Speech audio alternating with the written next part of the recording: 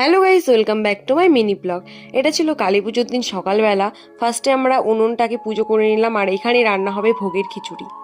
এখানে কাকিমুনিরাও এসেছিল, পাড়ার কাকিমুনিগুলো এসেছিল রান্না করার জন্য। তার সাথে আমরা ওই কাকিমুনিদের হেল্প করে দিয়েছিলাম। তো সকাল সকাল আমি আগে উনুনটাকে পুজো করে দিলাম ধান দুব্বো ফুল দিয়ে, সিঁদুর লাগিয়ে। মানে আমার বান্ধবীরাও চলে এসেছে ভোগের রান্নার জন্য, হেল্প করার জন্য। আর আমরা যতজন ছিলাম ওখানে, আমরা সবাই কালী পুজোর উপোস করেছিলাম। এখানে প্রথমেই পায়েস রান্নার জন্য দুধ বসানো হয়েছে, আর এখানে ঢাকিয়ালা চলে এসেছিল। তো ফার্স্টে আমি ওই ঢাকটাকে একটু পুজো করে নিলাম। রান্না কমপ্লিট হয়ে যাওয়ার পরে তারপরে এখানে লুচি বানানো হয়েছিল। লুচিগুলো ভীষণ ভালোভাবে ফুলেছিল, ভালোই হয়েছিল লুচিগুলো।